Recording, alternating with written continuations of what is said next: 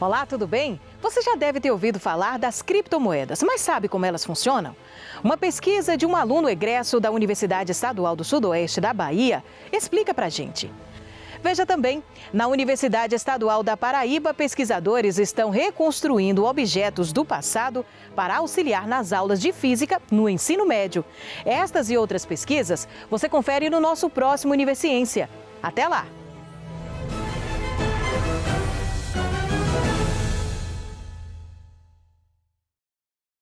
Olá, seja bem-vindo a mais um Universiência, o primeiro programa de TV e internet produzido por meio da colaboração entre emissoras, universidades públicas e institutos federais do Nordeste. Veja agora as pesquisas científicas que vamos conhecer hoje. Um olhar científico sobre as criptomoedas no mundo econômico de hoje. Pesquisadores da Universidade Federal do Rio Grande do Norte buscam método para aperfeiçoar o aprendizado da matemática. Professores do Instituto Federal do Maranhão desenvolvem projeto para formar novos pesquisadores na área de cosmologia.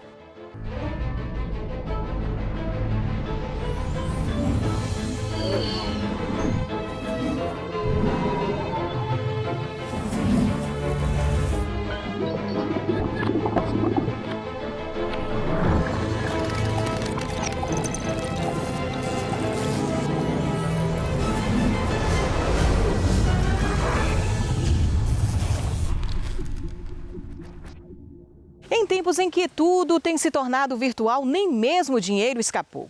Um exemplo disso são as criptomoedas. Mas o que elas são e como funcionam? Conheça o estudo de um aluno egresso do curso de Economia da Universidade Estadual do Sudoeste da Bahia, cuja monografia rendeu um prêmio ao pesquisador.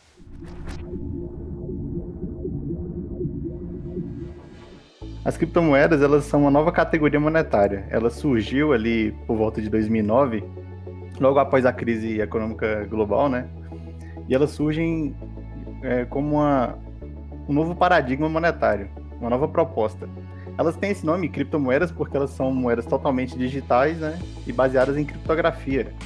Mas sua característica mais marcante, eu diria, é serem descentralizadas, são por elas serem descentralizadas. Então, elas, diferente das moedas convencionais, né, as moedas fiduciárias, que são emitidas pelo Estado, elas não possuem nenhuma instituição central que controla, né, tanto seus fluxos como sua emissão. Então, o controle, na verdade, assim, a gerência do sistema das criptomoedas é feita pelos próprios participantes, né, que utilizam ali internet e capacidade computacional, né, energia elétrica, enfim, para poderem fiscalizar, digamos assim, que são os mineradores, né, eles podem fiscalizar o sistema e a partir disso gerar novas unidades. Desde o seu lançamento, né, em 2009, ainda não houve nenhuma fraude dentro desse sistema.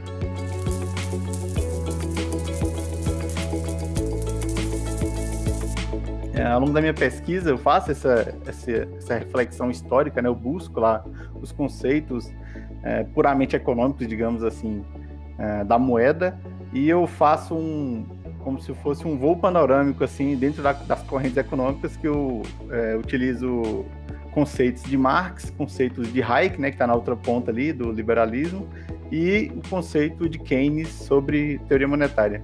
O CORECON é o Conselho Regional de Economia. Então, todas as profissões têm os seus conselhos regionais que regulamentam o exercício da profissão. E o Conselho da Bahia, desde há muito tempo, busca ter uma inter-relação muito grande com as universidades, no sentido de estimular o bom exercício da prática econômica e também de valorizar os talentos que surgem na academia. E uma forma de fazer isso é justamente, ele criou esse prêmio, que é o Prêmio Jário Simões, foi um economista que dá o nome ao prêmio, um economista que foi o professor da UFBA, secretário de Fazenda aqui no governo do estado da Bahia, com bastante méritos, então ele foi homenageado com o nome desse prêmio, e o prêmio busca justamente, primeiro, estimular que todas as universidades do estado que tem curso de economia possa apresentar para a comunidade os seus trabalhos, e depois ele premia isso. Então, é um prêmio muito importante, primeiro porque ele explicita essa produção acadêmica que é feita em todas as universidades baianas. E segundo, permite a gente conhecer o que cada instituição está produzindo com relação a isso. Eu não esperava, até pela questão do tema ser muito novo, ser uma questão assim que muitas pessoas têm um pé atrás na hora de ouvir, né? Falam, nossa, isso aí parece uma coisa muito abstrata, né? Apesar que nos últimos anos ela tem ganhado mais espaço na mídia, enfim, no cotidiano das pessoas. Mas foi uma grande honra para mim, né? Que ficou como se fosse um coroamento de todo esse processo que eu e o professor Judásio aí percorremos, né? Para enfrentar esse desafio mesmo, que é um tema relativamente novo e que me deixou muito feliz, né? De conseguir produzir essa pesquisa. Então veja que é uma coisa muito interessante, ele conseguiu unir um fenômeno novo e ao mesmo tempo a história do pensamento econômico, né, que deu para passear por várias formas de ver. Como nós sabemos, a economia ela é uma ciência social e que tem a questão de valores, de posição, e aí além disso ele teve essa condição de dialogar essa novidade a partir de 3 vertentes da economia. Então, é uma contribuição por conta disso, de você tentar, à luz da teoria, interpretar esse fenômeno.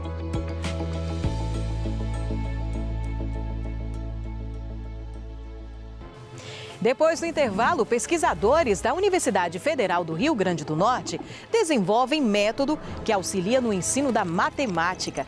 A gente volta já já.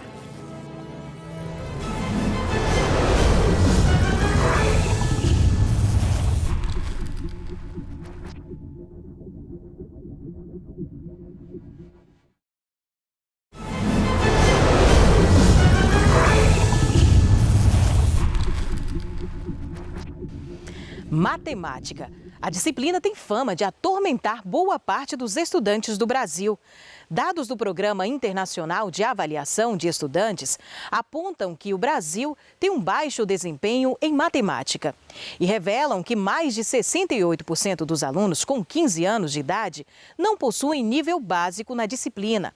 Uma pesquisa da Universidade Federal do Rio Grande do Norte e parceiros busca estimular o aprendizado da matemática nos primeiros anos escolares. Uma das técnicas utilizadas tem como base o corpo humano.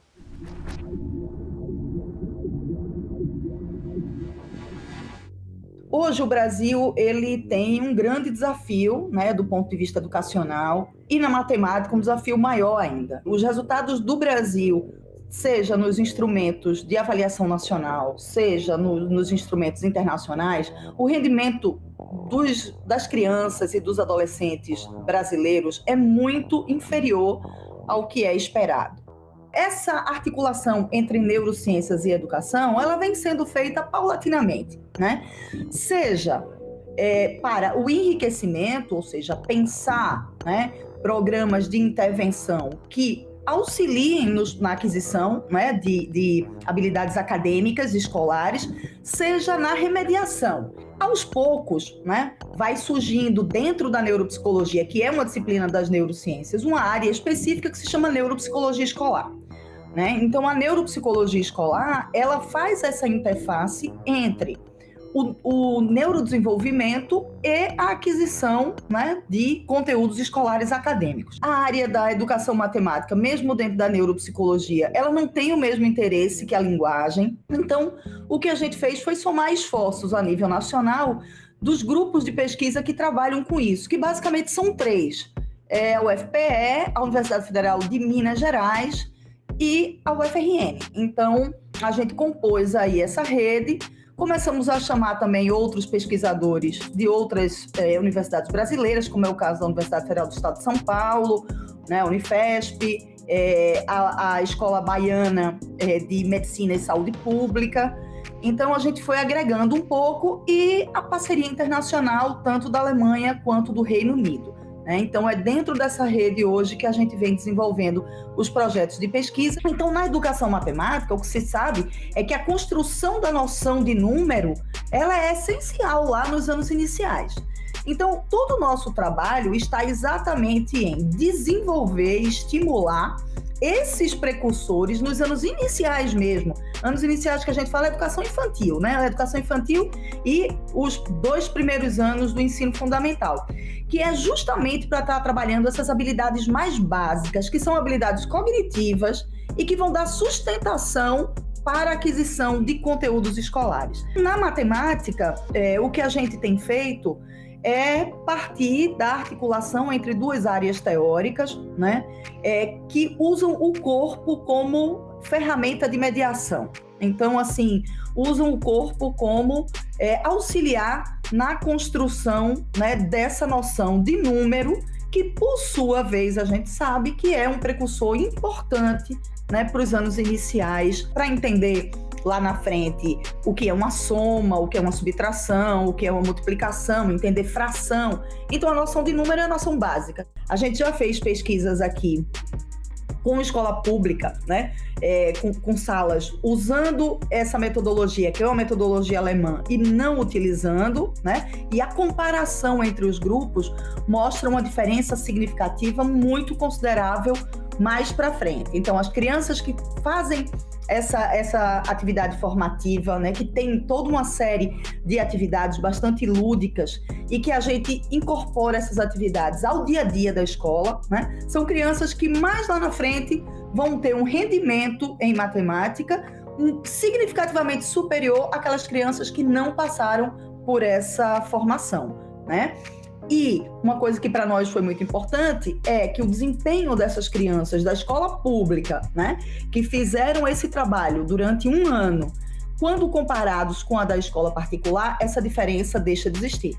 Então, a gente tem um protocolo que foi desenvolvido em parceria Brasil e Alemanha, né? É um protocolo muito lúdico, porque é uma historinha, na verdade, é um livrinho, né? Um livrinho de um extraterrestre que vem ao planeta Terra, e ele não tem as mãozinhas. Então a criança é convidada a fazer uma série de atividades de forma muito lúdica, com brinquedos, com objetos concretos, né? Então ela vai fazendo essas atividades para ir ajudando o extraterrestre, né, a resolver os problemas que ele vai enfrentando. O que a gente sempre fala é que a universidade produz muito conhecimento, né? Mas há uma transposição aí que precisa ser feita com muita eficiência, que é esse conhecimento que é produzido na universidade ser transferido para os professores e depois dos professores chegar no chão da sala de aula, ou seja, que esse conhecimento se transforme, né, em didática. Esse é um grande desafio para nós, né? Ou seja, essa capacitação docente, mas uma capacitação que o professor participe da construção do conhecimento que está sendo produzido, que aquele conhecimento faça sentido para ele e que ele fique, né, com esse conhecimento como possibilidade de mudança de sua prática.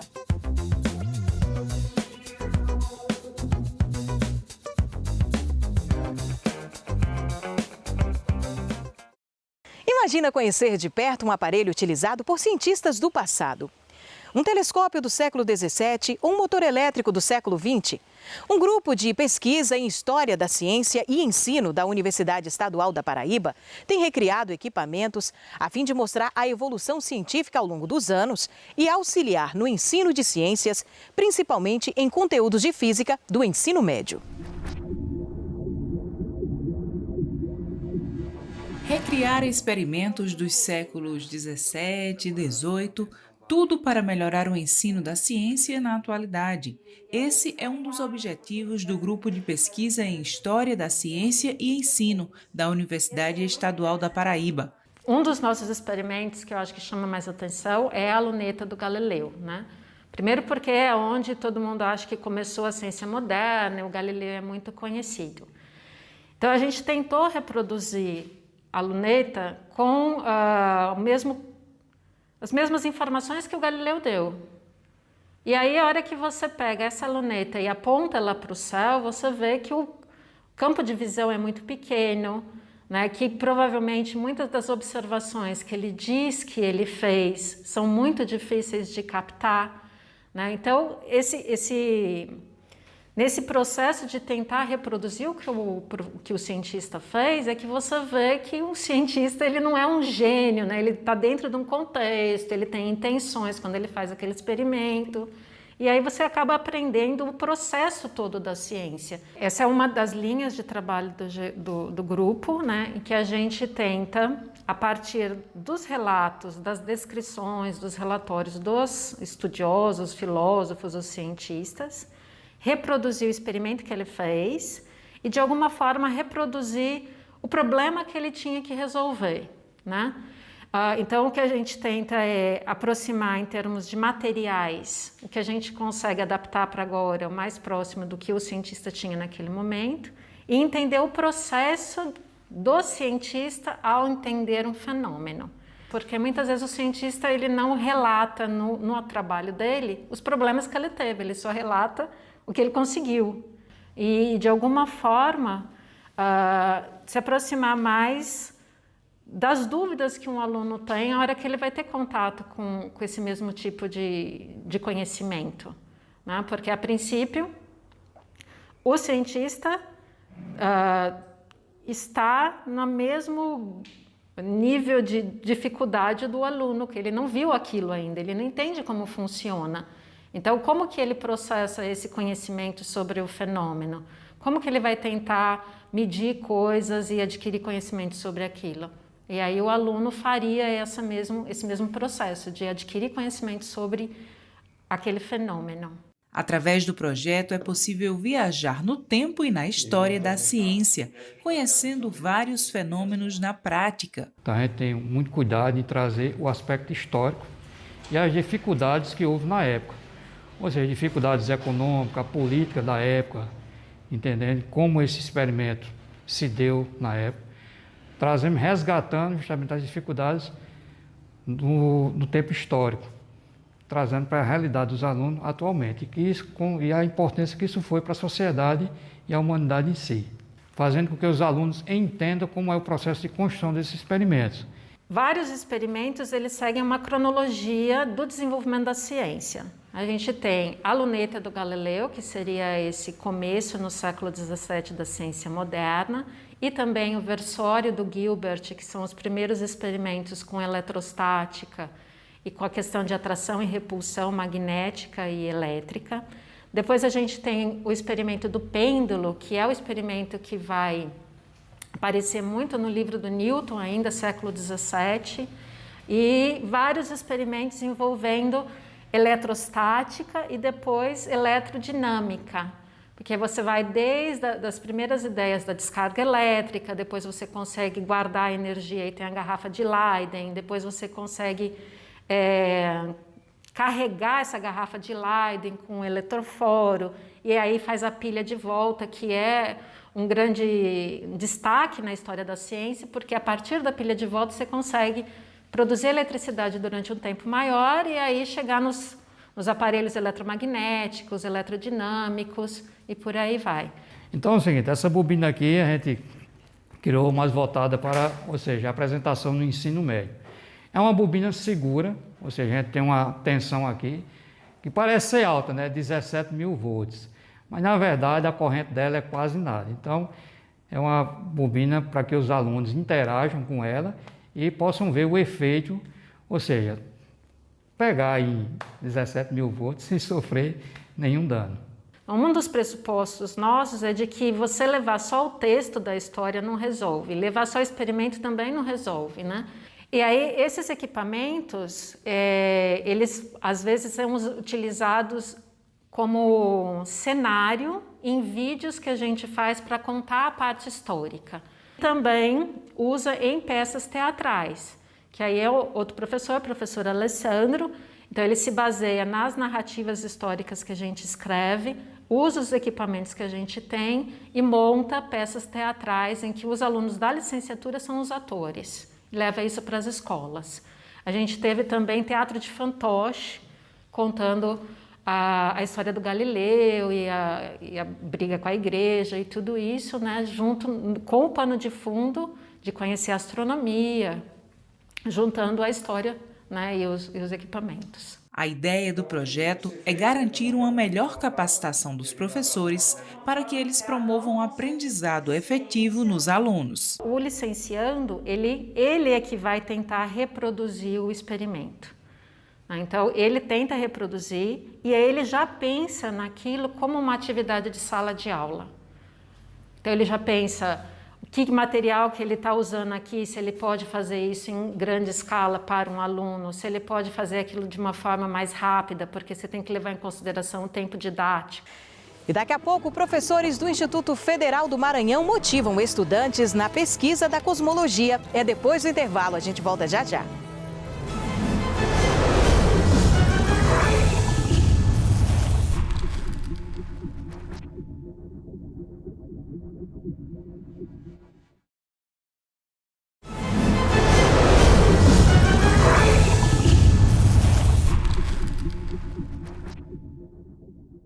A exploração do universo sempre foi uma das jornadas mais fascinantes desenvolvidas pelo ser humano e que nas últimas décadas tem alcançado patamares inéditos devido à quantidade enorme de dados oriundos de telescópios e sondas espaciais hoje aplicados na astronomia. E aproveitando esse momento, professores do Instituto Federal do Maranhão iniciaram uma série de projetos com o objetivo de motivar o interesse nos estudantes e formar novos pesquisadores nessa linha de pesquisa. Uma delas, a cosmologia.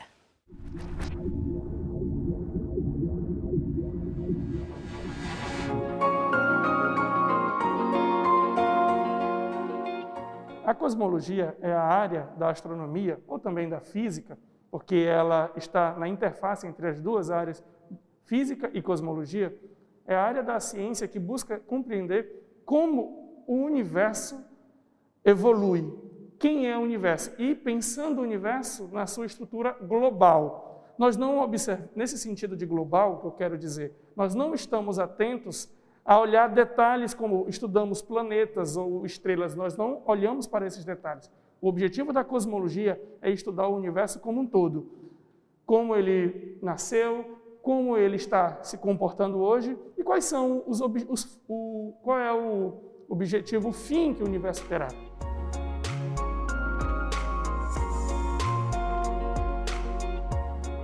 Com o intuito de formar novos pesquisadores, nós desenvolvemos aqui no IFMA diversos projetos que visam formar novos estudantes, novos alunos, trazê-los para a área da astronomia. Por quê? Muitos se interessam pela astronomia e geralmente a visão que se tem da astronomia é aquela do telescópio, aquela de olhar para o céu. Na minha área, na área da cosmologia, nós olhamos para o computador, nós olhamos para os dados.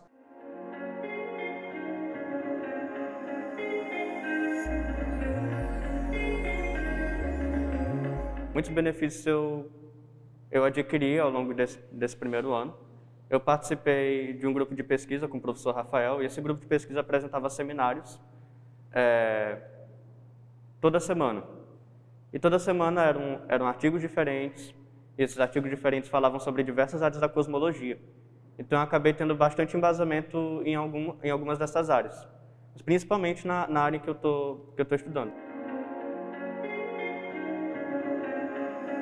As técnicas que nós estamos utilizando para inserir os alunos foi uma técnica que visa calcular, medir e lidar com o redshift das galáxias. O que é o redshift das galáxias? As galáxias que estão no universo, o que nós já sabíamos sobre ela? Sabíamos que elas estavam em movimento, mas no ano de 1923 e 24, Edwin Hubble mediu as velocidades dessas galáxias. E ele observou que elas estavam se afastando todas umas das outras e de nós, daqui da Terra.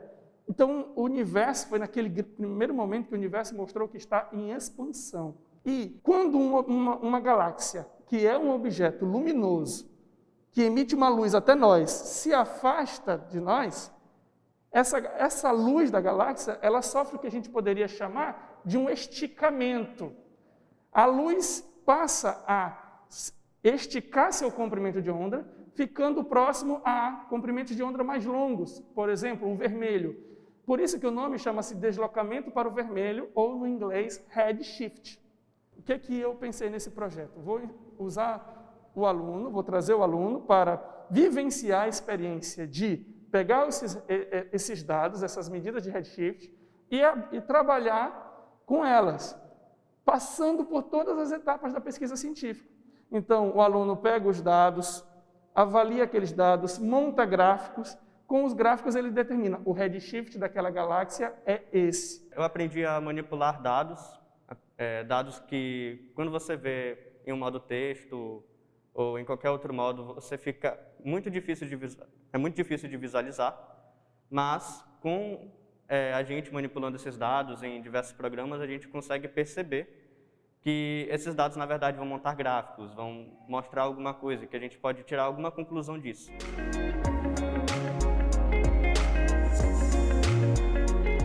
Há, no momento, o nascimento e o crescimento de um novo grupo de alunos, de estudantes interessados nessa área, que é uma área que gera muito interesse naturalmente, mas que agora eles estão descobrindo como é pôr a mão na massa, como é compreender o assunto. A partir desse projeto de iniciação científica, eu pude perceber quais são as minhas afinidades, para onde eu devo ir e qual curso fazer, qual curso superior.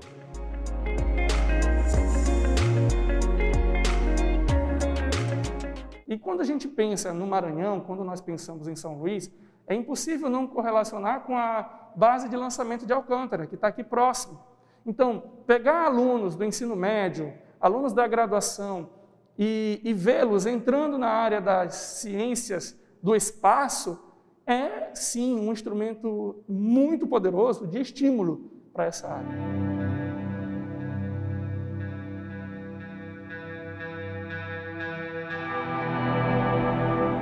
E com esta pesquisa, nós encerramos o Universiciência de hoje. Na próxima edição, voltamos com mais pesquisa científica do Nordeste para você.